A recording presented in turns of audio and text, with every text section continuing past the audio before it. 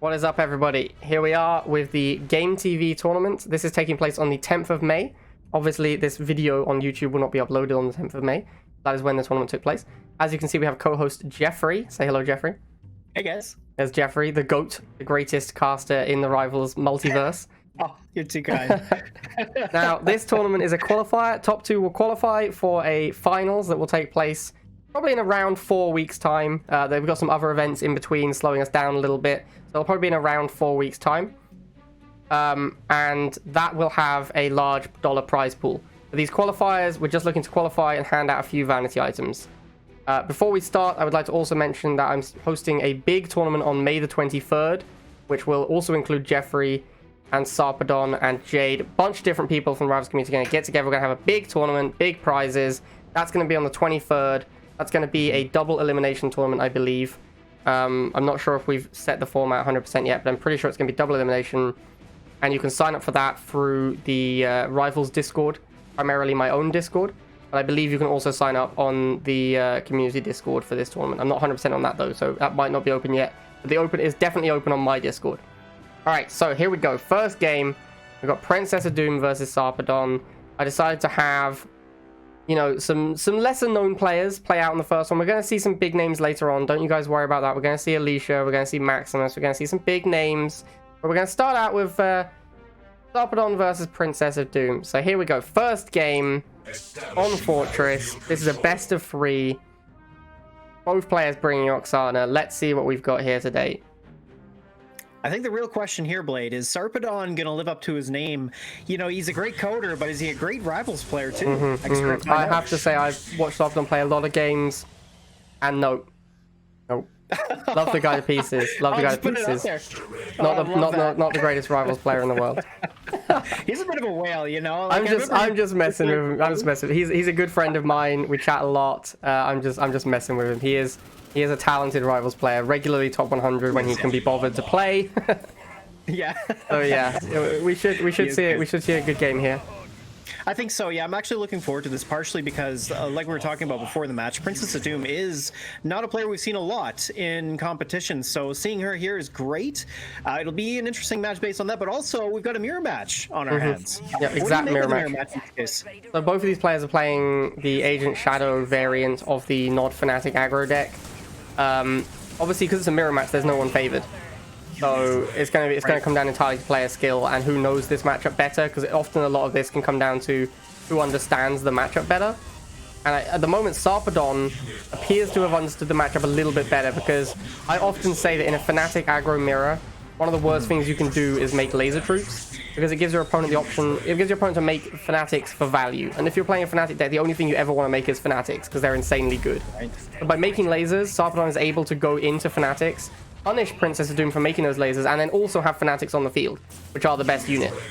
So yeah, I think Princess of Doom, a little small misplay there going into the lasers early. And Sarpedon with a very, we didn't get a chance to mention it at the time, but a very nice move where he held the priority of the of the top tile with his wheels long enough to get his Fnatics in there. Instead of killing the lasers, he instead reoccupied the tile, which ended up meaning he had that block.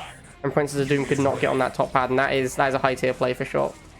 Yeah, and that is certainly what won him the first missile. Yep. Well, we're moving into the second missile. Actually, in terms of timing, we're almost 2 minutes into the second missile, so a bit of a late game. But you know, in this case, there's no tech units coming out, so really not going to have to matter too much about the clock. But we've got a booster sheet coming out. It's going to delete that. It's going to get onto the pad. It's got full health, so that single bike's going to get destroyed as well. And all he needs to do is get onto this middle hex. There we go, and that's going to be a missile for Princess of Doom. Nicely done. Yeah, I gotta say, the Shade is a big deal in this matchup. Shade is the best unit in both players' decks against Nod. So both players should be trying to use Shade. The fact Princess of Doom has gone Shade earlier is why she is now winning this game. Because Shade is very, very strong. And Sarpedon, instead of making his own Shades, he's trying to answer the Shades. And that's really awkward because they're so good. They beat all of the vehicles that try and answer them. So you kind of need to just make your own Shades, I think. Also, very, very big misplay by Sarpedon on that missile. As he saw the Shade coming in, he tried to boost his stealth tank so that it would reload quickly enough to then kill the Shade. But what that did was mean it died to one Shade volley because of the extra damage taken from the Oksana boost. He actually could have tanked that Shade volley because his stealth tank, I believe, I'm not 100% in this, but I think it was full hit points. I'm pretty sure it could have tanked that Shade volley, and then after the EMP ended, killed the Shade. So by boosting, he ended up losing his shade, and that's what cost him that missile. Well, speaking of costing the missile, let's see who's going to take it. Sarpedon is on 2 out of 3 pads. He's going to try and get onto that top pad, but he won't be able to. Those Fanatics are holding steady. The Stealth Tank Reloader won't do too much against these lasers, and the boosted lasers may be a bit of a misplay, but doesn't matter. Princess of Doom clears up that pad. These wheels shouldn't make it there in time, and there it is. Wow, Princess of Doom coming out on top. Yeah, and Princess of Doom, I think, like I said, I think that matchup came down to the fact that she made Shade and Sarpedon didn't. Shade was the absolute defining unit in that game. Princess of Doom won that game because she consistently used Shades to take control of the vehicle mirror, and Sarpedon never used Shades, and that really hurt him. So, let's do it. All right, guys, here we are with the second game, Sarpedon versus Princess of Doom. Sarpedon has switched into Liang here, Princess of Doom sticking with Oksana. We're now on to Rush In. This map very heavily favors flying, I think. So I think Sarpedon's made a great choice to switch into the Razorback deck. As you can see, a lot of the combat happens around this middle section of the map, and the Razorback missile combo is very, very good in that middle section because the rocks and the missile create this natural wall. It makes it very hard for stealth tanks to chase Razorbacks. So I do think Sarpedon's made a great choice of changing into this deck here. Yeah, I think so. And, you know, one thing Princess of Doom could have considered is running Seth on a map like this where the paths are so separated. I think Liang is going to be a huge advantage for Sarpedon. Like, I do think Princess of Doom's deck is pretty good overall. Stealth tanks should be able to deal with the Razorbacks and the Borka. But like you said, that middle section is really where things get difficult. I've seen you do it a lot where, you know, because of the concave, it's really difficult to get stealth tanks into position and take it. But here we go. We got a Liang drone coming on that far left doing what it does best. These missiles are just going to get chewed up by these Fanatics. But of course, this Liang drone is going to hold long enough, I believe, for Sarpedon to make a push for this middle pad, but maybe not. These Riflemen are going to try and push in, but of course the Fanatics and the wheels combined stop them in their tracks, and that gives Princess of Doom another missile. Yeah, and I believe the Fnatic deck is slightly favored on that first missile. GDI does actually need to stall a little bit in this matchup because you need to get to the point where you have the 2 missiles and the Razorback. And as you saw there, Sarpedon just didn't have the money for the Razorback in time. If he'd had another 10 seconds or so, he could have set up that Razorback in the middle, and that would have been, that's how he wins the matchup.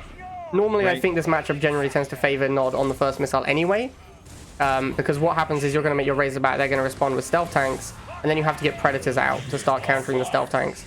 So I do think Nod is favored on the first missile, so it's not the worst thing in the world for Sarpedon to lose that, but he did spew a lot of Tiberium doing it. Like, that Liang drone he made was his first Razorback. He chose to spend all of that money on a Razorback, on the Liang drone instead, that didn't buy him any time. So it would have been significantly better for him to just accept that the missile was gone and build a Razorback and try and take control of the map from there. So we see here Sarpedon trying to pull off that combo with the Razorback and the missiles, not being very successful. In fact, the boosted bikes did a really good job of cleaning up those Razorbacks just little by little. And this Shade so far has been a bit of a menace. Sarpedon not really having a great answer. And again, here we are, another stealth thing coming out, taking care of that Razorback. Princess is doing winning the value game, and this is exactly what might win her this game. And now we're coming down to the second missile. This Razorback coming out might be just a little bit too late. The missiles aren't there to really stop it. And Pitbull finally gets over to that far right to stall the missile. The Liang drone going to come up onto that far left. The missiles actually should hold, and you know what? I think Sarpedon might take this missile. Yeah, the Liang drone doing what Liang drone does best, which is steal missiles. And that's exactly the scenario Sarpedon wanted to get. He actually lost that Razorback to that first stealth tank with the boost, which is exactly why this deck plays Oksana, is so that you can have the ability to make a stealth tank shoot quickly enough to remove that Razorback from the field instantly. Yep. But Sarpedon able to still claw it back with the missiles plus the Pitbull plus the Liang drone. Manages to claw it back and take that missile, and this is huge for Sarpedon because the later the game goes, as I was saying before, the more favored I think the GDI deck becomes. So if he can make it all the way to the late game, it's going to really favor him. And wow, that stealth tank getting shot there is really bad for Princess of Doom. As you can see, the money situation has completely swung around now.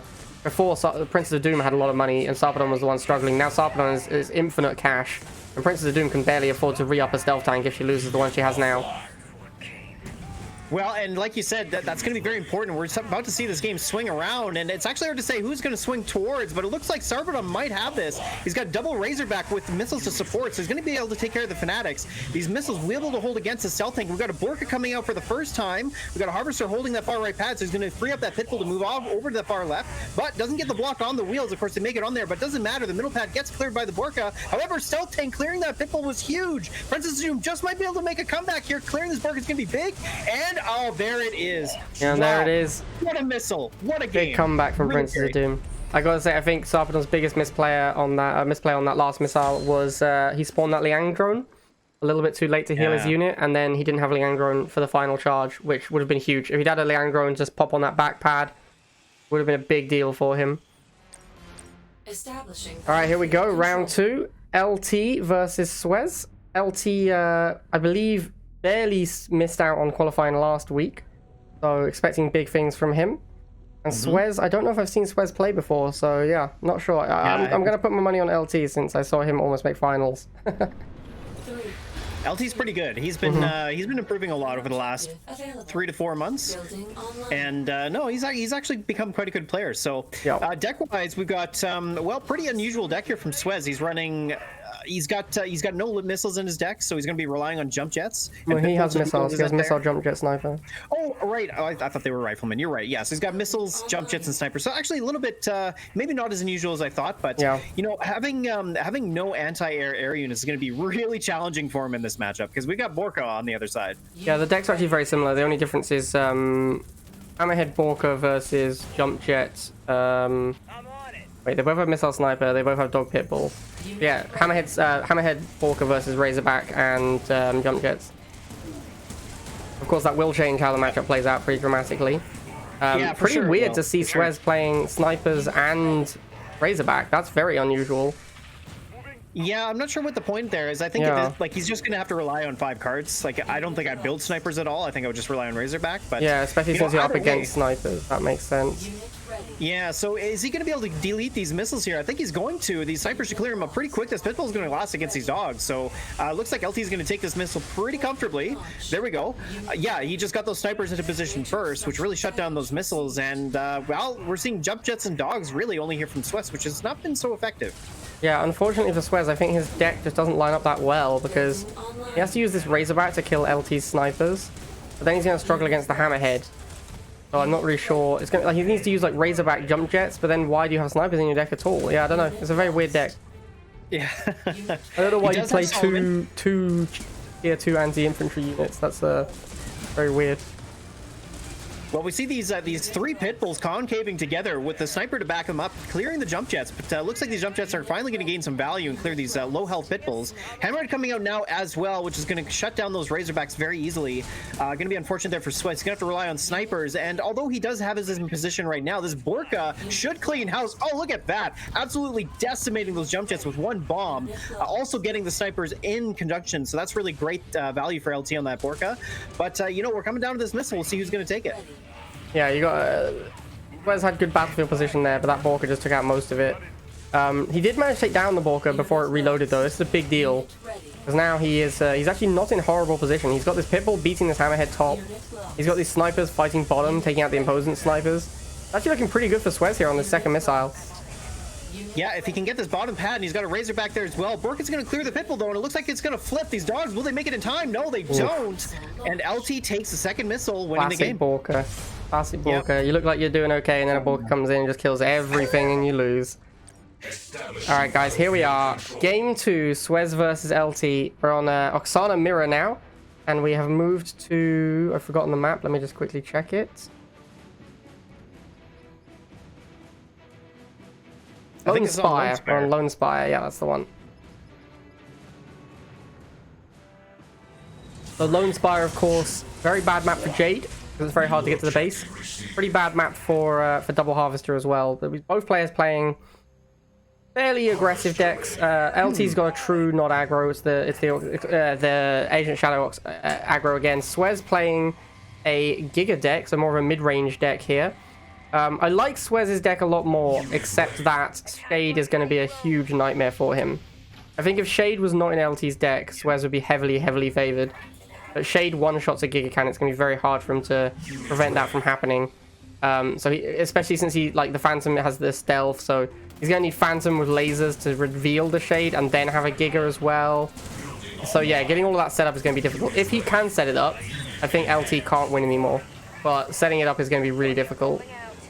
So look at this pop capping going on. 2 single wheels. They're going to hold that far left pad, though, and it looks like they're going to hold the pad and win the missile.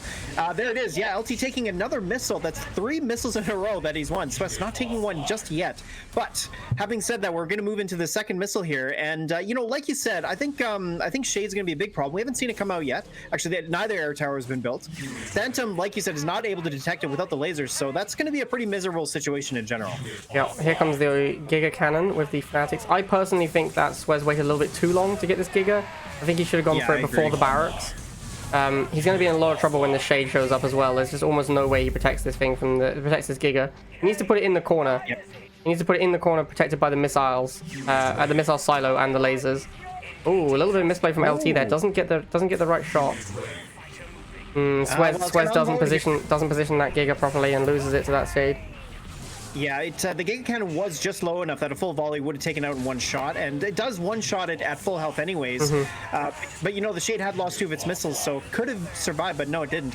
Now we are moving into the second missile, and maybe Swez, he's got all 3 pads, and it looks like he's got it. There it is. The boosted lasers did absolutely nothing. Phantom was a bit of a waste. Unfortunately, it hasn't done anything yet so far. Killed one Shade. Oh, it did kill the one Shade. Shade, Yeah, killed one Shade. But then I was surprised he didn't send it up top to kill the other Shade, because he had another unit on that middle pad, and now it looks like he's going to lose the Phantom. It's a very expensive unit that is a key part of his strategy. His strategy is to have a Giga protected by lasers to detect Shades and a Phantom to kill the Shades. So losing this Phantom is a huge cost for Swez. I don't know why he's doing this. I think that Phantom is very valuable. And not only that, but LT decided to leave it alone for almost 2 full volleys there. So it's a bit surprising. I mean, it's not really going to matter in the end. But you know, maybe he throws a Giga over there and wins it by killing the base. We'll see. But yeah, well, this double boosted Giga has got no targets to shoot at. Unfortunately, again, the Shade is being a real problem, and it's about to unload here. Here it is, and it takes it out in almost one shot. Or sorry, it does take it out in one shot. Bet Swez is wishing he had a Phantom right now. And this is exactly what you talked about at the very beginning, Blade, is this problem where Shade is just way too good against most of what Swez is running. Yep, and his Phantom's going to die in one shot with his stealth tank. He just never took control of the map, and I think he took that second missile, and I think he could have taken the third missile if he had preserved his Phantom instead of sending it at the base. Because if he has that Phantom protecting the Giga, he can actually take control of the middle of the map, and that's what he needed to do. Yeah, that sounds good. Here we go, guys. Round 3. Oh, sorry, round 2. Second round 2 feature match, because we had a little bit of delays on round 2. Omni versus Lopatka. We've saved this one for you guys because it is a special one. Both of these players very talented. Omni bringing Kane, which is everyone loves to see. And I'm very quickly going to remove this don't join in the corner, which I forgot to remove.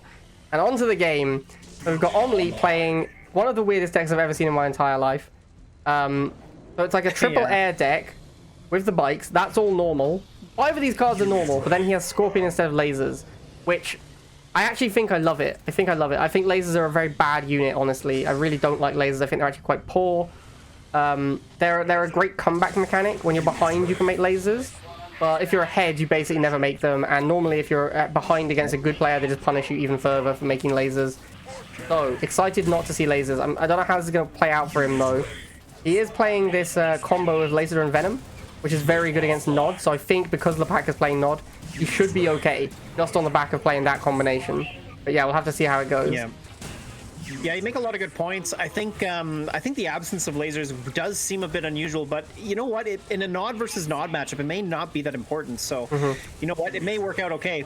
All right, well, we got this first missile coming down. We got a Venom coming up from Omni, going to try and deal with those Fanatics, but instead moves over to the far right to deal with those lasers. And being in defensive position means it will win, so that's great. But we've got a stealth thing coming out, going after the laser drones instead.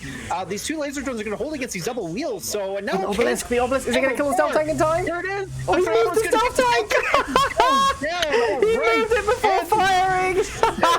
Yes! Kane lives! It actually wins a missile, guys. We actually did it. Amazing, we got there. I'm so happy to see that happen. And like, I don't know if Lopatka had to move that stealth tank to contest. Maybe he did.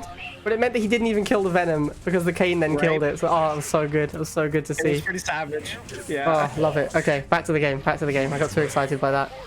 It was a great Throw, so no surprises there. Well, you know, so far Omni doing a really good job. Lopatka actually was putting on the early aggression with the wheels and the bikes, but as soon as the laser drones came out, you know, things started to shift around. It was just like you said, Blade. The laser drones are quite good against Nod, so you can start to see that shift in power. But Scorpion tanks coming out from Omni now as well, but an Inferno coming out from Lopatka should prove to be a bit of an issue here for the second missile. Here's an Obelisk to kill laser troops. Oh no! It's better versus squads now, guys. And Omni takes that pretty easily. The Obelisk at the end felt like a bit of a meme, but yeah, takes that game pretty easily even without it. So yeah, good job, Omni. Here we go, guys. Lopatka Omni. Game 2, round 2. Once again, Kane. We're on Lone Spire now, so still a decent Kane map, actually. Yep. Lone Spire's okay for Kane. It's not amazing. It's not like a 2-pad map where you can cover both pads, but you can cover that front pad, so it's decent. All right, we've got some completely different decks here. So Lopatka has gone for a 5 War Factory deck, probably in response to what Omni did last time. Although, having said that, his deck is real bad against laser drones again, so I don't know. And Omni has switched into a Fnatic Kane Flame Tank. I'm very excited by this. I still think... Actually, don't know who's favored here. You know, if Omni had the laser drones, I think he'd be favored heavily, but now that he's playing more of a War Factory mirror style, it's hard to say. It is really hard to say. The tower is actually going to be very good here. The only unit it's going to have trouble against is really the Tick Tank. Tick Tank will absorb 3 shots from the Obelisk before going down, so... Even then, it's like, it's one of the best ways to get rid of a Tick Tank, right? Like, it's actually something that removes the Tick Tank, so even then it's like... It's bad against the Tick Tank, but still better than almost everything else against the Tick Tank. Yeah, exactly. So I think the big problem here is Tick Tanks. I really feel like if Lopatka spams them, he's going to have a real big problem getting, you know, removing them off the pads in time. But, well, we'll see. We got the first Tick Tank coming down, just like we were talking about. Attack Bike does get one of his volleys off, taking down his health a little bit sooner, but doesn't really matter. It's going to be able to hold for this missile very easily. As we see, it's on that middle pad. Laser's going to move on to that pad, but the Fanatics are going to eventually go down here. But wait a minute, this Obelisk coming down. It's going to get one shot off on the Shoots the Chem Buggy. Great choice, great choice. I like that a lot. Yes, that was very good. And this laser is going to eventually die to this Tick Tank, and there it is. But these wheels are going to sneak on there, and maybe, oh, look at that. The Obelisk takes down the Tick Tank. We got bikes coming in. Can it take down those 2 bikes? But no, instead fires on the oncoming bikes, so he doesn't have a chance to block them. But maybe that was the right call. We got lasers coming in behind. Are they going to be able to make it in time? These wheels have got to hold on. Oh, Lopatka sneaks in with his lasers. That's huge. I think that might be missile. Yep. I think sneaking on with those lasers might do it. Yes, Lopatka. That's, again, something I talk about quite a lot. Lopatka held that tile with his unit and used it to hold reservation long enough for his lasers to cross into the same tile. Then when the old unit died, he stopped his lasers on that tile that he wanted to be on to block. So really good Obelisk from Omni, almost takes the missile with it, but Lopatka with that very good tile reservation manages to take it with the lasers. And you could see both players were sending lasers in because both players knew that if a laser got on there, that's the unit that would live long enough to guarantee a missile firing. And Lopatka got there first, so he took the missile. Oh man, this Obelisk coming down with authority gets a shot off on that Tick Tank and nearly taking it down. I would have put that Obelisk further forward. He could have put it above the lasers to the left, so it still could shoot the Tick Tank, but also would have more area denial now. I think that would have been a much better position for it. Yeah, I agree with you. Yeah, and you know, for Omni, shutting down his economy would be a big problem. So I see why he tried to protect it, but you know, missile's kind of important, and we're about to go down to the second missile here. Can Omni come back? He's got that single Fanatic, blocks the Tick Tank just nicely. Oh no, but the dancing's not enough. Moves off the pad. And it doesn't quite manage it. Oh man, that was a good game. I enjoyed that one. That was a fantastic game. And as we said at the start, or you said at the start, very accurately, the Tick Tanks were a huge problem. Tick Tanks kept coming out, and Omni had no way to punish them whilst they were moving, which meant that he had to use obelisks to remove them once they were planted, which is a very expensive and awkward way to remove them. So I think the Tick Tanks kept Omni off balance. If Omni could ever take control of the middle, an obelisk behind his forces would close the game out. But because he was never able to take control against those Tick Tanks, he kept having to use the obelisk to put himself back on the middle. Okay, here we go. Omni vs Lopatka, match point. Once again, we see Kane. Very excited by the Kane action, and we're on 3 lanes now. So I think this is probably the worst Kane map of the 3 that we've played. Yeah. Yeah, I think it can really only cover... Well, I think you can you place it in the same bottom left or top right hex that you can place the strong arm turret in? You can place it, so you can place it like 1 back from the middle, I believe. So I think you can place it, probably can't see my cursor, but like, see the rocks at the top? I think you can place it down and left of that 1. I think that's the furthest forward it can go. So it can go next to the missile silo and next to those rocks, but it can't go beyond that. So it can't be on your opponent's half of the map. So that's not bad, but I agree with you. I do think this is probably the worst one out of the yeah, three. The issue is that the best you can really hope for is planting it near the top, covering the whole middle pad and the whole back pad. But covering the back pad isn't that high value because a lot of the time you want your obelisk to be covering ideally the middle pad, and then also a little bit of your opponent's pad is really the ideal position for an obelisk. But that only really happens on the 2-pad maps, which is why they're the best obelisk maps. Okay, well, Omli tech switching into these Venoms might be all he needs here. That little rifleman does go down, though, unfortunate. These bikes coming out should be impactful as well, and I don't think this Venom's going to be quite enough. Nope, there we are. Lopatka having all 3 pads wins him that first missile. Yeah, and Lopatka back on his comfort deck of Chuggy Marauder here with the wheels instead of the traditional rifleman. So Lopatka is one of the few players I've seen play this deck and is able to get value out of Chuggies against laser spam, even without riflemen or fanatics or anything.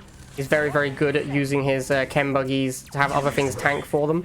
But it doesn't even matter because Omni doesn't have the lasers, so, you know. Yeah, that's true.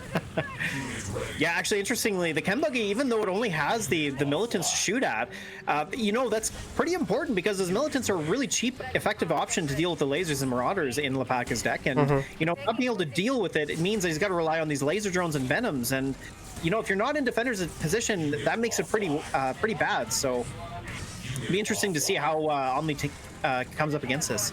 Yeah, and of course, one of the issues with Omni's deck is it is very weak to rushes, but very rare to see rushing strategies in competitive rivals these days because they're such low impact, they're high risk, low reward, so people don't usually do them. But Omni's deck is pretty weak to it if someone was to try and do it. It looks like Lopatka is going to take this one pretty comfortably here. He has good matchups everywhere. Laser drone spam from Omni is not enough to contest, and there, yeah. Lopatka took that one pretty... The first missile a little closer, but the second missile pretty comfortable for Lopatka there. Not even a single tower came down either. Establishing battlefield control. All right, coming up next, we got Zenerol versus Charlie greenTHROW, and we got Zenerol playing GDI Liang. Good choice, but my boy Charlie bringing out the cane. You'll love to see that. Big fan of seeing the cane. And this is going to be Zenerol's first time on camera, I believe. Look at these decks, my goodness. Look at these decks. It's meme versus meme almost. We got Disruptor, Kodiak, and Sandstorm versus basically Tick Tank and Triple Air from Charlie. And this is Zenerol's classic deck. He plays this deck on ladder all the time, so not surprised to see him bring this. Okay. Charlie, knowing that Zenerol plays this deck almost every time he plays Rivals, has gone for a laser drone rush. Because he also knows Zenerol doesn't play missiles. Zenerol plays the jump jets instead. So laser drone rush, very good against Zenerol. He's basically just abusing the fact that he knows Zenerol plays a very greedy opening. If you play an extremely greedy opening like Zenerol does, of the double harvester blind with no missiles in your deck and no rifles, you are very weak to a rush strategy. Zenerol, like I was saying earlier in one of the previous games, players basically never rush in competitive rivals. But if you know your opponent is going to play such a greedy strategy, then punishing it with a rush like this is an excellent plan. So I'm a big fan of greenTHROW's play here. I think this is a great choice against a player who is known to play such a greedy strategy. Yeah, the only thing here is the missile timing. Like, he really does need to charge a little bit more to gain value out of that early rush. And so far, it's not too bad. He's going to take care of this Pitbull on the far right.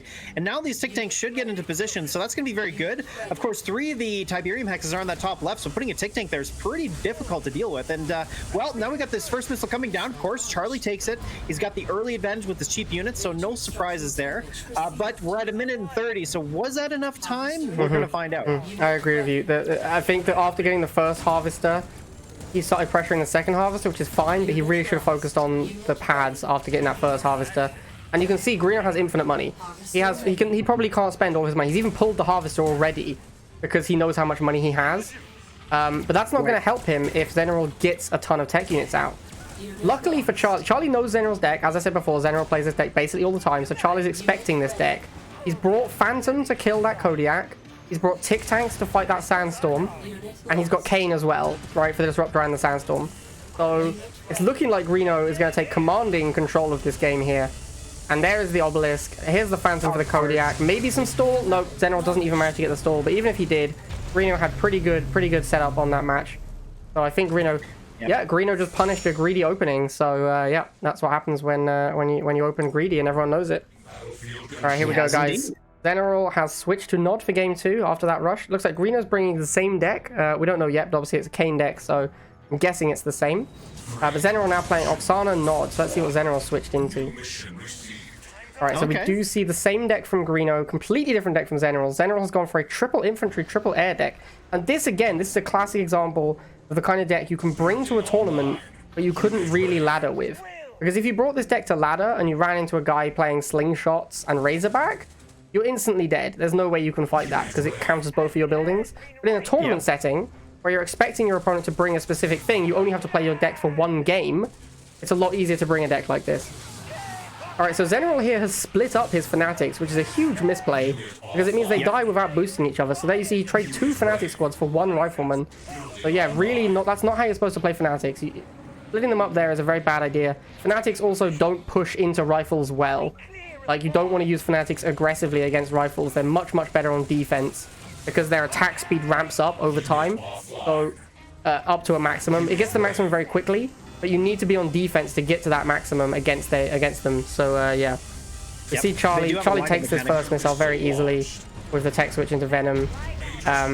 Basically just mostly came down to the fact that Zeneral used his Fanatics incorrectly, I would say. Yeah, and the surprising thing is Zeneral running a 2-building deck means that usually that would indicate the first missile is favored, but one of the problems with Zeneral's deck is the fact that in his second building, he's only got 1 unit he can build, which is Venom.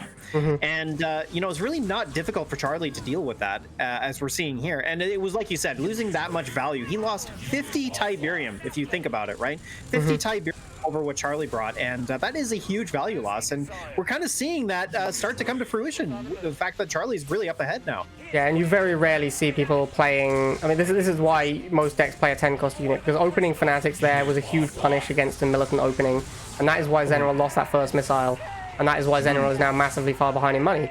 So obviously the later the game gets, the better it gets for Zeneral. His decks are expensive, the more powerful units he can make, the better, but he needs time to get there, and it's not looking like he's going to have it.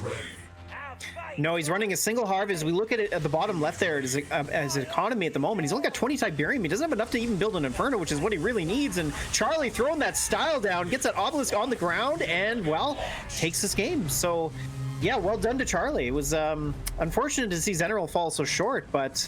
yeah, you know, this is the thing here. This is these are tough games, and these are really good players. So you got to bring your best, and you know, Charlie is no slouch either. So losing to him isn't necessarily that bad. It's important to know that Charlie is extremely good. So losing to him is definitely not no shame there at all. And Zeneral really just got punished by playing his predictable deck. That was the issue there. It wasn't that Zeneral played badly. It's that Greeno just hard countered what he was doing. Like, Greeno knew going in that Zeneral was going to bring that GDI deck first, because that's Zeneral's favorite deck, and he just hard countered it. He knew what to do. So yeah. All right, here we go into our first semifinal match. We got Charlie versus Lopatka, and you gotta love it. Charlie pushing the Kane strategy a little bit more, and Lopatka, of course, using Nod. He's been using Nod throughout this tournament, so not a big surprise there. But well, having a look at the decks here, it looks like both these players have decided to go with something they're both comfortable with. Yeah, and Greeno keeping the Kane meme alive, which you love to see. Although actually, it has to be said that if he expected Lopatka to bring the 5 War Factory deck, Kane is very good against 5 War Factory. That's a lot of War Factory to kill with Kane. And he's got laser drones as well, so he doesn't need Kane to take out those tick tanks. He does have ways. He also has his own tick tanks, so he definitely doesn't need Kane to kill tick tanks. But he does have it, so it should be good. Obviously, if Lopatka brought his Inferno deck, Kane would be a lot weaker. But most of the decks Lopatka plays are actually Kane is decent against. Yeah, I think so. I feel like what the tower could potentially do is one of two things. One thing is it could help out with the tick tanks from Charlie's side. It could help him win those matchups. But the second thing it could do is shut down chem buggies. And I think those chem buggies and stealth tanks. But I really think that's where Kane's going to gain a lot of value, because the tick tanks are a bit of a wash in this matchup, I feel like. Both players have lasers in their deck, so that kind of equals out as well. But yeah, let's have a look and see. So we got this first missile coming down. These laser drones fighting against the bikes, of course, go down. All 3 of them go down in one volley. It's a surprise. Then coming onto the pad. Will it get there? Doesn't matter. Actually, never mind. The pack is on all 3 pads. Those lasers held on just long enough. And yeah, laser drone just couldn't get it there for Charlie. Yeah, and Lopatka taking that first missile. Pretty well played from him to take that one. It is tough to fight laser drone Venom. with Bike Laser. But yeah, I think that matchup usually just comes down often to the player who plays it slightly better, and I think in this case Lopatka did. Oh, right. Yes, that tower did get that moving tick tank. I was really hoping to see that happen, and it did. So great micro from Charlie there to target the tick tank, as he was able to clear it out of the way. And he did, so Lopatka wasted a boost on it as well. So a lot of money down the drain. Yeah, Charlie basically gets his money back for that tower there, and also gets a little bit of tempo on the field, because obviously Lopatka doesn't get a tick tank set up. But Charlie, being as broke as he is, forced to play this Laser Drone Venom as the only answer to everything right now. I think he'd really love to be able to get a tick tank out, because that would shut down these bikes and really secure him the middle of the map. Yeah, exactly. And, you know, the nice thing about this map is if he places it on the top hex of the bottom pad there, he'll create a choke point, which would work out pretty well. And even stealth tanks will have a bit of trouble dealing with them. So here we are, first one coming out now. It looks like he might have been hearing what you said. And tick tank does get onto the pad. It's about to burrow, gets down fully before anything can fire at it. So that's really great. And now this Venom's going to move into position. It won't have defender's advantage, so I think it will lose to those lasers, but it should hold on long enough. These lasers on the far left, though, however, are going to go down to those bikes, and it's not looking good here. Lopatka's coming back, and it looks like he's going to take it comfortably.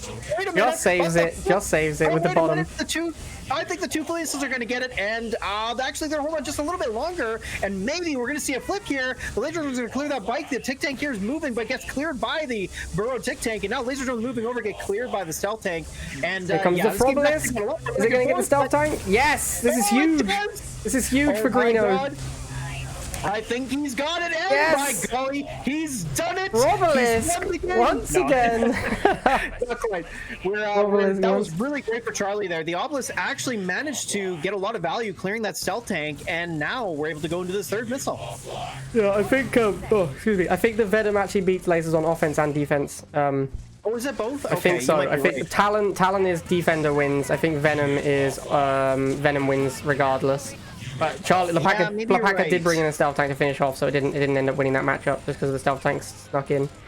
But then that stealth tank got eaten by the cane, and actually Lopatka really struggles to kill tick tanks. Ironically, like he has a tick tank deck, but he has no answer to tick tanks because he's this 5 War Factory deck. So now that Greeno's got these tick tanks set up, this third missile isn't close at all. That second missile was a real nail biter, but this third one, Greeno is just dominating it completely. Completely. Yeah, you see, just utterly dominant. Yeah, wow. So really good comeback from Greeno there. Once he made it to the third missile, I think once he got those tick tanks in position, he had it. But yeah, almost lost it on that second missile. But once he got that stuff into position, he had it covered. All right, game number 2, we got Lopatka again versus Charlie, and well, we're going to see another nod versus nod match. Charlie going again with Kane, anticipating Lopatka to run some heavy War Factory units. Let's see if that's the case. No, of course. He's decided to switch into his Inferno deck, so this is going to be a lot tougher for Charlie to deal with. Of course, he's going to have to rely on Phantom to shut down the Inferno and other Phantoms. So really what this is going to come down to is it's going to come down to Phantom versus Phantom for the most part. Tick tanks actually might make a material difference. The Infernos don't clear them very quickly, so maybe the tick tanks make a difference, but it's hard to say. They still do quite a bit of damage. Yeah, I got to agree with you here. I think it's going to be a lot harder with the Kane to work here, and it is largely going to come down to a Phantom Mirror. The player who controls the skies is going to win this game because both decks are heavily built around the air units. Lopatka does have bikes to support though, which is going to be, it could be a big deal. We'll have to wait and see. It's largely going to come down to this Phantom Mirror. Ooh, gets a volley off onto that Venom, not even clearing it. It still has 1 HP, and these double laser drones completely shut down those attack bikes. And of course, Lopatka building his combination of lasers and fanatics, but he's got them separated at the moment. And here another set of attack bikes come out, but get absolutely chewed through by those laser drones and Venom to support. Of course, he's not on the green, or sorry, Charlie's not on that left pad, so he's got those lasers holding steady. These laser drones coming up to the middle may not be quite enough, although they are going to get to defender's position, which should help, but it doesn't matter. Lopatka's onto the pad. These laser drones are not really going to be able to hold for long enough. Lasers should get on there, and I believe this is going to be game here, or sorry, missile here for Lopatka. Looking very good for Lopatka. I don't see how Charlie gets back on this with just the Venom laser drone combo. Finally switches into militants, but I think it's too late. He needs to do this a little sooner. And yeah, Lopatka is going to take that first missile. Yeah, there it is. Very, very easy missile once he got to the lasers, and the laser drones just could not continue to maintain their values. So pretty easy missile there for Lopatka. I think pretty easy is an overstatement on how that went. Yeah, maybe. I think it was a little tough, you know, it looked like he was sweating a little there.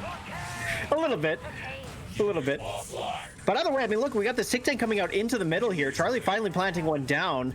And Lopatka's a little bit far away. He decides to go Phantom first before Inferno, shutting down this Venom instead. And I really feel like going Inferno there would have been a lot better. He would have had the Inferno out earlier, and he doesn't really need to deal with the laser drones or the Venom if he has that out. So, but almost losing his Phantom there. That's not good value there Taking either. that volley was really bad for Lopatka.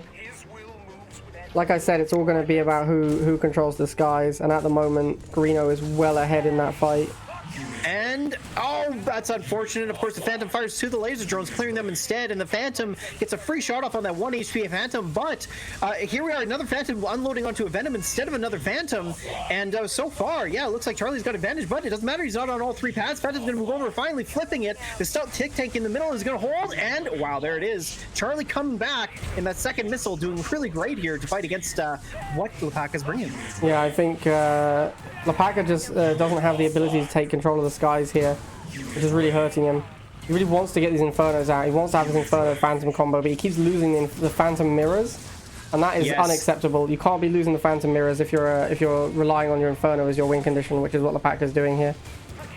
Yes, exactly. So, like, he's just letting Charlie gain more value out of his Phantoms, and that's really why he's so far ahead. Look at the Tiberium right now. Charlie's got 350 Tiberium, and Lopatka's only got 130, and Lopatka's got the way more expensive deck. Well, not way more, but yeah, I would say his game more plan is more expensive. Here, if he gets, he snipes that Phantom. That's a big comeback for Lopatka. That is huge. This can give him control of the air for a little while, and potentially allow him to make an Inferno next, which would buy him some time on these pads. Yeah, I don't know if he's going to have enough money for it. These double boosted Fanatics completely demolish those lasers on the bottom left or bottom right Well, side. here comes that Phantom. Phantom clearing that Venom, and oh, nice block on the lasers. Lopatka comes back, taking that third missile. And that's exactly it. That whole third missile came down to him winning that Phantom mirror right at the end, which then allowed him to control the skies. He took out that Venom, which meant that his Fanatics could take the bottom pad. It all just came down to winning that Phantom mirror, which is what I was saying. Establishing battlefield control. All right, here we go. Game number 3 in this exciting semifinal match. We're going to have, again, Lopatka versus Charlie, but we've got a nice change here from Charlie going into GDI Liang, I believe for the first time for him in this tournament, perhaps. But good change, of course. We're here on Rorschach, a 3-pad map, all concentrated towards the center, and surprising that Lopatka decided not to go for Infernos. I'm a little surprised by that as well. This map is kind of like open water, but a little bit upside down. An open water Inferno deck is very strong, so yeah. I think there's a little bit less natural terrain to hide your A units behind, so maybe it's not quite as good as open water, but yeah, surprised to see the pack go for the Mutant Chuggy. Probably just wants to mix it up, not give Greeno the ability to counter deck him. Yeah, that's true.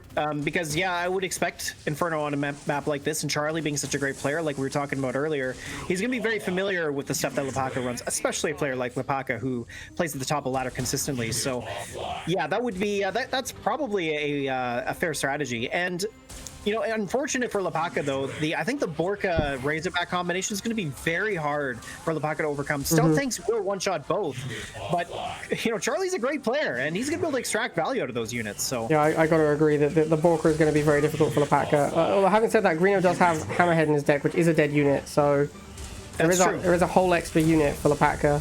Lopatka commandingly takes his first missile, which is very good for him because he needed his first missile. If he loses his first one, I think he's in a lot of trouble because Greeno's deck, I think, gets a lot better the later the game goes. He wants to be making these 110 cost units over and over. But yeah, I think Greeno really needs to get to the late game, whereas Lopatka's already happy. He's already got everything he needs. He doesn't need any more Tib ramp. So really, Lopatka wants to end the game as quickly as possible, whereas Charlie is looking to extend it. Not only that, but Charlie's running off of a single harvester, and his deck, his end game plan is very expensive. And so for him to consistently run his game plan on a single harvester, he's gonna have to extract a ton of value out of his units. And you know, even though he does have his helipad up, it doesn't matter. Like, he's so far away from building his first Borka, and that first missile went to Lopatka, and here we are coming down to the second missile, and he's not on any of these pads here, except for the far right, of course. But it doesn't matter. Lopatka's got a stronghold on this middle pad, and that's gonna be enough. Yep, Lopatka takes it very cleanly, very quickly, exactly what Lopatka wanted. He didn't want that game to drag on.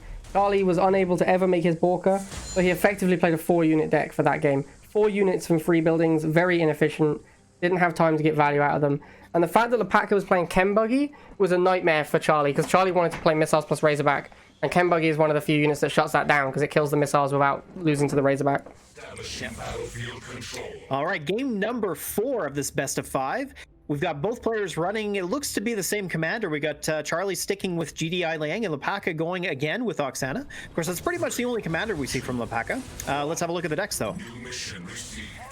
Some little changes here and there. Lopatka going with that same deck he ran. I believe it was in the first game when he lost to, or did he lose to Kane? I can't remember if he did, but I believe this one he played on. Yeah, he played this on the Needle and he lost to Kane Tick Tank. Yeah. Yes. Okay. And then of course Charlie making a few changes here. What do you make of this matchup, Blade? So Charlie has basically swapped the Borker into a Predator, which is exactly what you do if you lose to Nod War Factory. The original Mohawk Razorback decks all played Predator specifically for this reason. Because if you lose to things like Stealth Tanks and Ken Buggies, Predator is amazing versus those units. So I'm a huge fan of, like, if Greeno was expecting Lopatka to stick with a heavy War Factory Nod deck, which Lopatka basically always does. I don't think I've ever seen Lopatka not play. Oh, he has Inferno deck, yeah, sorry. He basically, if he doesn't play Infernos, he always plays the heavy War Factory deck. So yeah, Predator, really good choice from Greeno here. As you can see, he still has the Hammerhead in case Lopatka had gone for that Inferno deck. But yeah, Predator's going to be really good here. Predator even takes a healthy chunk out of a Burrow Tick Tank. So yeah, Predator is going to be an absolute game changer for Greeno.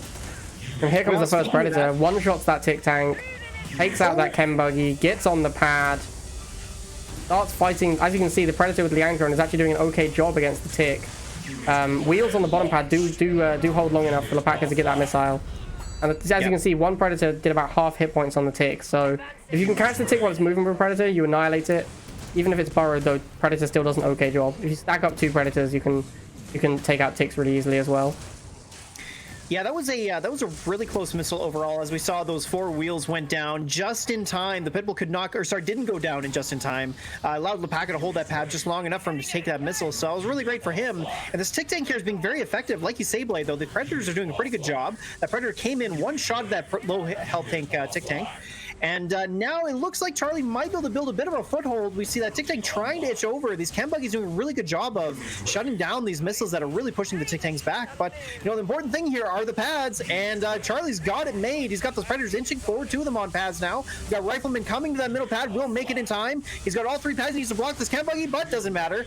The all 3 pads are secured, and the Ken Buggy just could not make it in time, and that gives Charlie the second missile here. Yeah, and this is a classic example of the standard Nod versus GDI. This is how it usually goes. Nod is favored first mid-up missile. Lopatka was able to push Greeno back. Later the game goes, Greeno gets all his buildings open. He starts making his expensive Predators, and now he's starting taking over the game. Once he wins this second missile, it gets really good for Greeno. Like, it's really hard now for Lopatka to get back into this. As you can see, Charlie has great map control. He just needs to continue making these Predators and Razorbacks, and I think he'll be in really good shape here. Yeah, as we see, we got more Predator tanks coming from Charlie. As we saw, they were very good during that second missile, being effective against everything pretty much Lopatka's brought. Of course, he's got a 5 War Factory deck, so that's not too surprising. And now we got these Razorbacks coming in to be a combination with the Predator tank, dealing with everything on the field that Lopatka might build. Stealth tank coming out as well, and he's going to get cleared by this Predator tank. And one more shot, there it goes. And it's going to hold against these lasers as well. So this is really all that Charlie needs to do. He's got all 3 pads. These Predators have tons of health. These Tick Tanks are just not able to get there, and that should be game.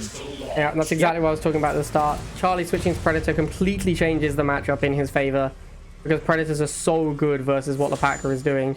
All right, here we go, guys. Match point. Greeno versus Lopatka. Very exciting series we've had today. Here it goes. Number 5. All the marbles, except not really. Although the winner of this does qualify and get the vanity item. So basically all of the marbles. Here we go, Lopatka with the Inferno deck, not the Phantom this time. He's gone for the Stealth Tank, and Greeno playing the same deck he played last time. I think from Greeno this makes a lot of sense. That deck looked very strong against everything Lopatka has brought today. He's still got the Hammerhead to dominate the air. I'm not sure if Lopatka's choice to go Stealth Tank is good or not. I think it is. I think you need Stealth Tank to kill Razorbacks. So I think Stealth Tank is a great choice. However, it does mean that he's going to be still weak to those Predators. So we'll have to see how it goes. Yeah, the problem for Lopatka is going to be micro in general. Like, he's going to have to be really careful that he doesn't get any friendly fire from that Inferno, because if he loses one of his stealth tanks to a friendly Inferno shot, I mean, ouch. Yeah. And the stealth tanks are going to be so important for Lopatka's game strategy. He's got to be able to take care of these Razorbacks. He's got to be able to take care of the Hammerheads if they, you know, are able to shut down the Infernos. So I think overall it is a good choice, but it's going to be really tough. And we're up against a pretty tough opponent here, so we'll see what happens. Really nicely played from Lopatka there to manage to use double bikes to take out Razorback. Normally, when a good Razorback player has the Razorback missile combo, it's very hard to deal with it with just bikes. But Lopatka manages to catch this Razorback. He's going to do it again here, it looks like. Catch this Razorback twice. Oh, he doesn't quite kill it, but it doesn't matter. He has all the pads, still takes it. Wow. But the Greeno, despite the Greeno lost that missile and has lost a lot of economy because that Razorback went down again. So losing 2 Razorbacks. Hasn't killed off these bikes. Since the Razorback got the speed nerf, you see this a lot more often where people are able to deal with Razorbacks a lot easier. Like, it's no longer impossible to catch a Razorback. With that speed nerf, you can definitely, especially with Fanatic Boost, you can definitely catch a Razorback now. That's what we're about to see here. So Fanatic boosts. Ooh, the misfire, the misfire. Yep, the Razorback was just backed out of the tile far enough for those 2 second missiles not to hit it. But typically, what you see is all 4 catch it because of the fact that the stealth tank has it in its sights in that tile. And will catch it no matter what. But unfortunate there, that was just a sliver away from that distance, so didn't make it. But we got Lopatka building his first Inferno coming out now, and this is where things should start to change. This Inferno's going to get a shot off here, hopefully on this Predator tank, and it looks like it will. Yep, it won't one-shot it, of course. It's going to survive for a little bit, but it's going to live through the fire. This Hammerhead coming out as well. It's got lots of health, so it should be able to, but it's going to do luring around the Rosie as it tries to chase this Inferno while it reloads. And no, the missiles are going to move away, but it does get a shot off, and oh my goodness. That's going to be game. That's going to be game. Oh, that Inferno bomb. That Inferno bomb. Just firing that Inferno just in time. If that goes down, Greeno has so much more map presence. But that bomb took out everything Greeno had left on the pads. And Lopatka takes that very comfortably there. And I think that was just because he caught those Razorbacks in the early game. That was huge. Taking down those Razorbacks early. Here we are, guys. Second semi-final. AliciaDestiny versus LT Dragon. Or LT1325. As he is known in Rivals. We see a Liang mirror and Alicia with the Liang whale skin, which you could only get by purchasing. However, Alicia did not purchase it. She won it in an event, so congratulations, Alicia, for winning one Rivals event. Yeah, one event under her belt, she got that skin to show for it, so great job to her. And let's have a look at these decks real quick. So really the only difference here is that we got Predator versus missiles, so you know, I don't think the missiles are going to be really that much of a difference maker in general, just because of the fact that there's snipers and Borka on both sides. I agree. So I really feel like the missiles are going to do absolutely nothing. So Predator tank, though, I mean, you know, the fact that it's got so much health, it actually might be a decent unit to hold pads, and it will shut down pit bulls. So maybe it makes a difference there, but overall, it's pretty close. Yeah, these players have agreed to not play Razorback, Fnatic, and Titan. I'm not sure why LT agreed to this, because only Fanatics out of that list of units does Alicia ever play anyway. But he's basically just saying, I'm not going to play Titans and Razorbacks, and Alicia's gone, great, I'm going to play my standard deck, which is exactly what she's doing. She's just playing her standard GDI, which should play snipers instead of Razorback anyway. But yeah, they have agreed to that, they have made that agreement, and Alicia going to take this first missile pretty comfortably, wins the Pitbull mirror, and LT throws away a Liang drone at the same time, so Alicia pretty far ahead now. Yeah, there was what happened there was the snipers were positioned right next to the missile silo. They were able to clear the lasers on that top hex of the bottom pad, and then there was a single dog of a 4-dog squad that got taken down by a Pitbull. And yeah, like you said, LT1325 tried to Liang drone that far right pad, but the Pitbull was sitting there, and even though it meant that that Pitbull had to focus on the drone instead of the Pitbull that took it out, didn't matter. It was really easy for Alicia just to replace the unit with the snipers, hold the pads, and win that missile. So yeah, kind of unfortunate there for LT1325, but he fought well. Yeah, and here comes the first Borka. LT responds immediately with a Hammerhead. Alicia's going to hide this Borka behind the triple Pitbull. So this Hammerhead's going to be in trouble if it doesn't retreat. Ooh, kind of doesn't retreat or chase the Borka there. Not a fan of this. You're going to lose that Hammerhead for nothing, basically. Borka comes in, cleans up the left. Alicia doesn't have enough of these missiles, though. This could be a problem for her. Well, she does have that single sniper there, no, but the Borka goes there, and she wins. Yeah. Okay, fair enough. Borka, once again, being a reasonable unit. Yep, very, very reasonable indeed. Yeah, actually, here we go, guys. Game 2 of the second semi-finals. We've got LT versus Alicia. This time, both players bringing Kane. Very interesting to see that. I don't know if they've how similar the decks are going to be, but we are seeing a Kane mirror. Yeah, no fanatics, so... Well, Rockworm from Alicia, and LT bringing the laser drones.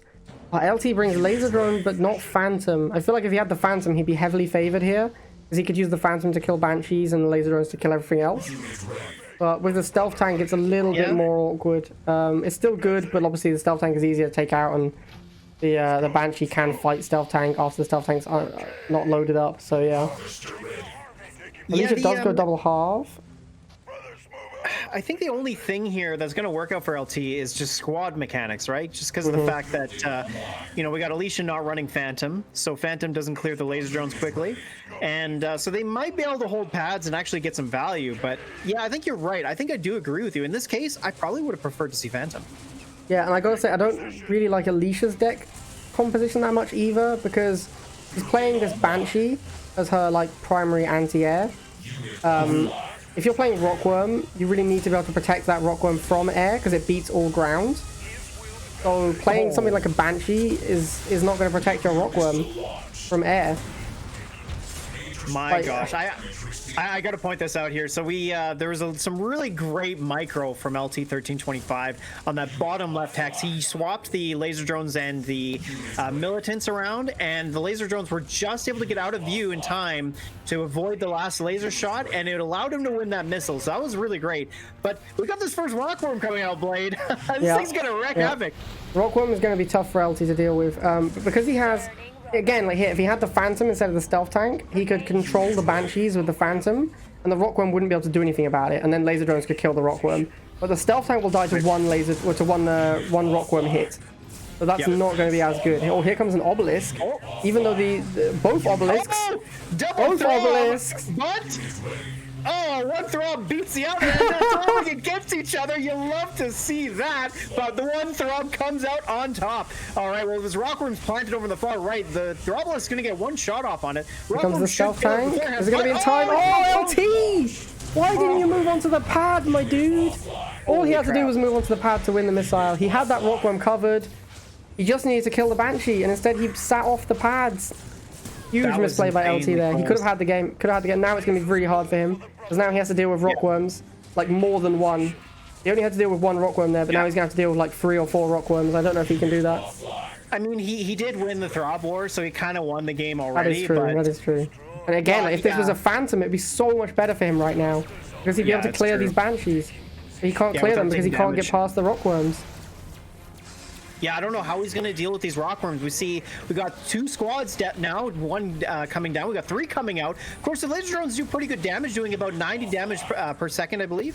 Or sorry, not 90 damage, like 90 damage per shot, but they do quite a bit of damage. It's just the fact that they go down so quickly. And Alicia taking down the Harvester, although that doesn't really matter too much. However, this missile's about to fire. Can LT come back? We got a Rockworm coming up to that middle pad, and it's going to be able to deal with these riflemen. One shot, they'll go down. There they go. Venom's going to hold steady. This Throbbler is coming down. It's going to get shot off on the Rockworm, but it's not going to be quite enough. And Alicia clearing that far left pad as well. I mean, she's got all 3 pads covered. This Banshee won't go down, and that's too bad. LT nearly had it, but Alicia comes back and wins the game. Yeah, I think LT threw that one with that stealth tank positioning. All he needed to do was drive it onto the pad. Like, a Banshee's not going to kill your stealth tank, right? It's not going to kill it instantly, so you have time to get on the pad before firing. And he would have won that game if he'd done that. He also, if he had a Phantom instead of stealth tank, he would have won. It was because the laser drones would have taken over. Like, Alicia having Banshee as her anti-air is not great, and it's just the fact that LT didn't have Phantom that allowed her to take that game, I think. Yeah. Here we go, guys. Match point. Alicia versus LT. LT sticking with the Frobelisk master himself, Kane. So good job, LT. Alicia mixing it up, going for Oksana. Let's see what they both brought to this game. So Alicia playing her standard deck. She's obviously replaced the Fanatics with Flamers because the 2 players have agreed not to play Fanatics. And this Flamers is what she played before Fanatics came out. So Flames are pretty good though. Flames are... I think Flames are a pretty bad unit, but we're not going to get into that discussion. I think they're a pretty poor unit. Although if Fanatics are banned, they're a lot better, because one Flames is because of Fanatics. That is true. That is true. Okay, well, so far Alicia is pushing these wheels against the lasers. Of course, that's our typical game plan, is to throw wheels first. And now Flamer's coming out. Of course, the Flamer's going to be pretty decent. They will chew through these lasers, but Venom's going to do a great job of doing the same thing to those Flamers. And we're going to see a bunch of counters going back and forth. And that's pretty much what we're going to see until this first missile goes off. And we're not even at a minute mark just yet. We're probably going to end at about a minute 10 for this first missile, maybe a minute 5. So timing-wise, not too bad. Yeah, no tech unit here either, so it doesn't have to fire the missile as quick as possible. Obviously, Alicia's deck is favored the later the game gets. Well, it's not like tech where you just auto lose. You can afford to give them some time. All right, so these Flamers chewing through those lasers get on their way, and Flamers moving over to the left. These Venoms are going to hold, but not for long enough. Laser drones aren't going to get onto these pads either, and that's unfortunate for LT. Wouldn't have mattered, though. Even if he got onto the pads, it would only been a matter of time before the attack spikes took them out, and Alicia won the missiles. So a little unfortunate there for LT that, he didn't build lasers or have access to something that could test the missile very well. Yeah, and basically, laser drones are generally favored against Nod War Factory, but Alicia, having played no laser decks for basically her entire... I don't think she's ever really... Well, she basically never plays lasers. She played no laser decks for like her entire career. So she knows how to fight laser drones with bikes now. And LT clearly... I don't want to, disparage the guy. He plays very well. But he doesn't... Alicia basically just wins by outplaying him in the laser drone bike mirror, where laser drones are favored. No, 100%. And I mean, Alicia, she's a very, very good player. One of the best, if not the best. And so when it comes to playing against somebody like this, that, those tiny little details make a big difference. And, now it's allowing Alicia to make a really good push here for the base. And this is something she does in her matches a lot with this deck, is she gains so much value that she starts to go for the base. And, Bruno with the 2-tap gets really good damage off. And this Phantom with his extra volley should clear it out. No, we're not going to see that because LT surrendered. Yeah, and there is classic. An Inferno hitting 2 tiles of the base does around 6,000 damage, which is the same as bugged Iron Cannon. So it's only 2 Inferno shots plus a little bit of chip to take out half a base. Yep. Alright guys, grand finals, Lopatka versus Alicia. Both of these players are qualified for the final tournament, and both of them have won themselves a lovely vanity item prize. And now we're simply playing for pride and also $10. Woo, $10! Alright, here we go. Lopatka with the War Factory deck again. Alicia bringing the Titan deck, which she hates playing. Yeah, this Titan deck's going to be real good against Lopatka's deck. Of course, it's going to shut down absolutely everything, and the Razorback will just clean up the rest. So, yeah, I really feel like Lopatka's going to have a very difficult time winning this one. I don't know. It comes down to whether or not the Titan comes out. Like, if you're playing Nod, your win condition is going to be firing both those missiles before the Titan is relevant. However, the GDI deck has this missile Razorback thing. Now, Lopatka has the Chem Buggy, but he doesn't lose to missiles Razorback, which means Alicia does need that Titan. Like, in terms of matchup, obviously, like, you can just win by playing better, but in terms of matchup, Alicia should need that Titan to win this matchup. Which means that Lopatka can potentially just close the game out before the Titan is relevant. Also, Alicia has not made a second Harvester. She's just playing 1 half first missile. So I think that's what we're going to see. I think she's only going to make second Harvester if she loses the first missile. We'll have to wait and see. Yeah, you make a really good point. Because if you're right, yeah, she does run single Harvester here. Lopatka takes the first missile. I mean, we're kind of stalled a little bit too long at this point. I feel like maybe now it may be a lost cause. But regardless, I think you're right that this single Harv strategy could fall or allow her to fall back. So either way, Lopatka's on all 3 of these pads. Is going to take this first missile after a minute 25. That's very predictable. Alicia doesn't have a lot of money in the bank, so it's going to take her a while to get to that Titan. So yeah, maybe it is going to be or she's going to lose the second missile before we see that come out. I think it's a predictable result for Lopatka to take that first missile. I think the Chem Buggy gives him the game he needs against the Razorback missiles to be able to win that first missile, which he does. Alicia's still not second harvesting. Obviously, you can just go Titan on one, because he's triple building as well, you can just go Titan 1 half, which might be what we see here. But Lopatka forcing Alicia's Harvester to move as well. This is costing Alicia valuable money. It might just come down to the 4 units from Alicia versus Lopatka's whole deck. That might be the matchup. Unit lost. Well, we got a healthy Stealth Tank coming out, and actually the lasers clear that Razorback first. Stealth Tank's going to unload on one of these Pitbulls, clearing one of them, but of course there's a second one to come behind. And we got double lasers coming from Lopatka to hold these pads, but Razorback's going to be very, very good here.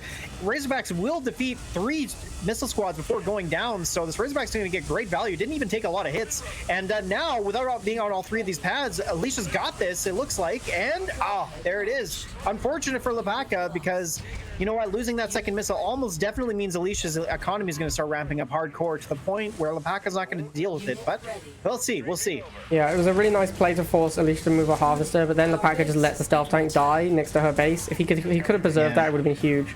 And then the next stealth tank, I think it killed like 1 Pitbull and then went down, which was really bad for Lopatka. Like, he needed that stealth tank and he lost that missile because he didn't have the presence on the field. He ran out of money, didn't have a stealth tank anymore. Now, as you said, we're in 3rd missile. Now Alicia doesn't need 2 harvesters to make a Titan. You could see her economy. She clearly could not make a Titan until this 3rd missile. But now that we're on this 3rd missile, she can afford the Titans. And I don't see how Lopatka comes back anymore. He has to kill 2 Titans now. Yeah, the problem is he's got to be using these Mutant Marauders to deal with the Titans. And of course, the Marauders are a great counter, but the big problem is Razorback. Yep. However, at the moment, Razorback's not on the field, and maybe these Mutant Marauders can hold the pads, but actually, no, a little bit, maybe too little too late. Double Titan's going to be very tough, especially with the Liang drones. So this Razorback coming onto this middle pad with also a Harvester from Lopatka might be enough, but he's not going to get onto this 3rd pad, and I think the Razorback should win before that happens, and it's looking like that's going to be the case. Titan moves forward, gets onto that middle pad, it's going to one-shot the Chem Buggy, or, okay, the Harvester as well. But yeah, there it is. That's pretty much the game. These 2 Titans on the middle pad are going to shut things down, and really it's just a game of desperation at this point. Yeah, and Lopatka really needed to just take 2 missiles. Once he got to 3rd missile, you can see Alicia, once the economy ramps up, even on 1/2, Alicia can afford 3 Titans. And really, it just came down to the Razorbacks. Razorback is what won Alicia that game. The Titan guarantees the 3rd missile, but by winning the 2nd missile, she won the game. Yep. Okay, guys, 2nd game, Alicia versus Lopatka. Alicia switching it up here. A little surprised by the switch up. I think her deck is actually pretty good on this map as well. SRPS's Titan deck is good on this map as well. So, surprised the Alicia switch. Probably just going back to a comfort deck. Oh, no, it isn't. It's the triple air Rockworm deck. And this is a nightmare for Lopatka, given that he's playing his 5 War Factory. Yeah. Lopatka does not want to see this. His deck can never beat a Rockworm. I actually think this game is already over. Alicia's gone blind double harvester. She's going to get to Rockworm by 2nd missile, and Lopatka can't kill it. So I think this game's done. We'll have to wait and see how it goes, of course, but I just don't see how Lopatka ever deals with Rockworms. Yeah, I'm with you on that, Blade. I really do think that, I mean, it's a little too early to say if it's over or not, but yeah, I think you're right. This is a extreme counter to what Lopatka's brought. Like, he's completely committed to the War Factory game, like completely, except for the lasers. And Alicia's brought some of the best War Factory counters available, which is Shade and Rockworm. And Rockworm especially, I don't know how he deals with that, so... Well, we got this first Shade coming out. It's going to unload on these bikes, but it's not going to clear them. Oh, no, it does. Never mind. Okay, so I believe it was the laser support there. But either way, Shade clears it, and never mind. The bike's going to take the missile anyway. Doesn't really matter too much, though, because Alicia is running 2 Harvesters, so she's down to pop cap, which means that she can't contest the 3 pads as easily, so that's not an unexpected result. Yeah, and as you said, Alicia's deck has both Shade and Rockworm, both of which are a nightmare for Lopatka. Shade is, like, kind of annoying, but you can deal with it. Rockworm is just completely unbeatable, and Alicia loses 1st missile. That's to be expected because she's double halve. In the early game, you have less pop cap as well, so an extra pop cap not fighting is a much bigger deal. It becomes less of a big deal the later the game goes, which is how the game was designed, to have tech be late game items, because you're not supposed to be able to do double harvester in the early game. But yeah, here comes a Rockworm, and there's no units in Lopatka's deck that can fight this. The best one is Tick Tank, and it needs to be burrowed, and I don't see why Alicia would ever send a Rockworm at a burrowed Tick Tank. Well, you know, okay, her Rockworm micro is a little questionable. Yeah, it doesn't. Oh, all right, never mind. You know, as is the case when you casting a game, if you say something that always goes the other way to make you look like an idiot. And yeah, I'm only laughing because the fact is, Alicia had a great game plan, and as great a player she is, rivals got in the way. she just moved. She kept moving that Rockworm. All she needed to do was leave it on a pad, and it would kill stuff. And she moved it like 4 times. It like reburrowed like 4 times instead of just killing lasers. Yeah. Okay, game 3, Alicia versus Lopatka. Looks like Alicia's back on GDI. Probably the Titan deck. We'll have to wait and see. Lopatka sticking with Oksana as usual. No surprise there. 2, 1. Yeah, no surprise at all. It's what he's been playing a whole tournament. Ooh. And, okay, we're going to see round 2 take place. But we're on here on Tug of War. Do you think that makes any difference? Yeah, I think Tug of War... Oh, excuse me. Oh. I think Tug of War is better for... is also... Well, it's about the same as Open Water was for Alicia's deck. If anything, it might be a little bit better. Although I still think Lopatka's deck is good. This is a good deck to fight the Titan deck. Right. Yep. Yeah, I think out of what he plays, like he said, I think this is probably his best choice. Well, we'll see if he can come out on top on this one. He did come very close, or he did win that first game. Not, of course, the way we expected, but maybe he can do it in the more normal way, which would be winning 2 missiles in a row. But either way, this Kenbuggy's been doing a pretty good job getting value. Of course, Lopatka's doing a great job of moving it in and out of those wheels, making sure to not take too many shots. Of course, he is going to lose the Kenbuggy here, not without first putting down one of the clouds there to take care of that first missile squad. But now with a bit of pop cap problem here for Alicia, she's got that single missile squad, those 2 on the far right, and these militants in the middle, or the riflemen, sorry, to hold. And it's actually going to be pretty simple for Lopatka to take this over. But nice harvester pull from Alicia to get onto that far left pad. This might be enough to win the missile, and yes, it is. So there it is. Alicia takes the first missile with this greedy Titan deck, and that's not good for Lopatka. Yeah, Lopatka really doesn't have a clean answer to lasers. He has to use Chuggy, and you saw he has extremely good Chuggy micro. He always sends something else into tank first, but Alicia has extremely good micro as well, so just kept retargeting the Kenbuggy. So the Kenbuggy actually went down to the 3rd missile squad, which meant that Alicia still had another missile alive, and Lopatka could not deal with it in time, which ended up costing him the missile. And so obviously, once you lose first missile against the Titan deck, you're in a whole world of trouble. Yeah, exactly. Although Alicia is only going with a single Harv here, and she does have her tech lab up, so she's got all 4 buildings going, but she doesn't have enough money to get that Titan out, at least not before the second missile, most likely. And, you know, Lopatka, bringing out these tick tanks was a good idea, but he's not really getting a ton of value out of them. He keeps continuing to move them and try to use their radar functionality, but, you know, he really needs to set it in place, I think, and try to gain more value out of it that way. But, you know, unfortunate for him as well. Alicia getting a lot of value out of these Razorbacks with the missiles behind, and this Kenbuggy's got to get a little bit more. So finally, he's pushing in onto this middle pad, pushing the Razorback back. And, you know, that's the one thing that, like you said, Blade, Kenbuggy can do. It can deal with missile or lasers without taking damage from the Razorbacks. So that's quite important. Yeah, the issue here is Lopatka can't kill Pitbulls without fighting the Razorback, because he only has the tick tanks to do it, and that's yeah. The Pitbulls just ended up completely dominating Lopatka there. Yeah, that was too bad. Tick tanks could have worked, but I think Scorpion would have just been a strictly better choice in this case. All right, game 4, Alicia versus Lopatka. We're on peaks and valleys now. Alicia playing Kayn, Lopatka bringing Oksana. Very interested to see what Kayn deck Alicia is playing. That doesn't really... Very unusual for her to play a Kayn deck. Very unusual. Okay, so it's the Agent Shadow deck, but with Kayn as the commander. Fair enough. Yeah. Pretty standard meta deck. Lopatka going with the Inferno deck here. Yeah, this is, you know, the 2 decks are alike enough that it's not really clear who's going to win. You know, the one problem here, of course, is that Inferno is a difficult to use unit, and Lopatka's a great player, no doubt, and I'm sure he has practiced Inferno enough to be able to play it very well. But, you know, Alicia also knows Inferno very well, and she's got cell tanks, and her cell tank micro is pretty good, so... Yep. I think this just comes down to better player at this point. I think the matchup favors the Inferno over the stealth tank, but it will generally just go to the player who plays the matchup better. Yeah. Okay. Well, we got pretty even games so far, although Alicia doing a little bit better job in the value game. Lopatka is going to, of course, have a bit of an issue with these wheels, but attack bikes finally come out to deal with them. And with Alicia not being on anything's pad, but will the stealth tank clear these bikes and get on the pad? It looks like they will. It's not going to flip anything, though. The wheel doesn't make it. Oh! Not quite in time. Very, very close. Just a split second too late there.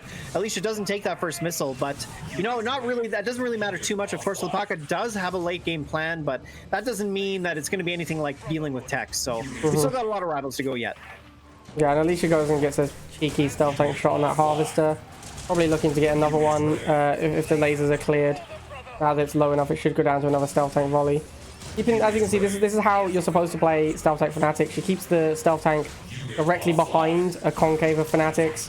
You can't march infantry into the concave, and if you send a vehicle in, the stealth tank comes forward, fires, and retreats again. And if you kill the Fanatics, you boost the stealth tank. So that's exactly how you're supposed to play Fnatic stealth tank. Oh, Shade coming out. First one gets almost all those bikes dealt with. Just going to leave that single one left standing. The stealth tank finally goes down. Of course, it's gained quite a bit of value, so losing that stealth tank wasn't a big deal for Alicia. She builds another one, of course, with all the money under her belt, clearing the laser and the laser in the middle there, single squads. And the Shade here doesn't really have a place to go. It's going to try and get onto this middle pad, but it's going to shoot onto these lasers again, not having a War Factory target, but moves onto the far right pad. The attack bikes are going to clear it in one shot. Shade is going to try and get onto this middle pad, and it does, but it's going to only stall the pad here, and it's not really going to secure the missile just yet. The Shade's going to move over to the far left. It should unstealth, and then it's going to take care of these bikes. Of course, now this means that Alicia being on all three pads secures her that missile, and now she's going to come back for a third missile game. Yeah, Lopatka didn't rebuild his harvester throughout that whole missile. Just trying to win the game there and then, and obviously runs out of money, can't take the missile, doesn't have the money he needs for that Phantom, which I think would have been a really critical unit here. And now he's just so far behind. I don't even know if rebuilding the harvest is going to do anything now, because Alicia just immediately punishes it by killing it again. Yeah, exactly. Now things are snowballing into Alicia's favor. That first harvester kill is really where things started to turn around. The fact is, like you said, Lopatka did not rebuild that harvester and took a long time doing so. So his economy has been shut down for quite a long time, too long in fact. And now we see the first Throbolus coming down. Of course, only got squads to fire at, but that's quite all right. It'll do something anyway.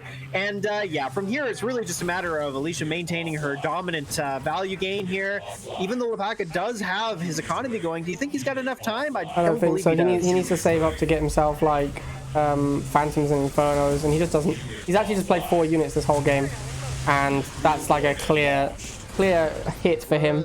The Shades were really good from Alicia, and Lopatka never was able to use either of his air tower units, so he was just playing a 4-card deck, and he just fell way too far behind. I think not rebuilding the harvester after losing it was a huge cost. Yep, all right, and that is going to be it. Alicia wins 3-1. It is a best of 5. So that's going to be it. Congratulations, Alicia. You are the victor once again. Not like Victor Bansamer, who was not the victor, but is a victor. You are the victor. Congratulations, Lopatka, as well, for second place. Both of you are going to receive a vanity item and qualification to the grand finals. Alright guys, thanks for hanging out. Thank you Jeffrey for co-hosting. Thank you Black Razor for doing admin in the background. Don't forget we have a big tournament on May the 23rd, which you can register for via my Discord. It has nothing to do with this series. That's just a different tournament. And there will be another one of these qualifiers on the 17th. So thanks for hanging out guys, and say goodbye Jeffrey. See you guys. See you later guys.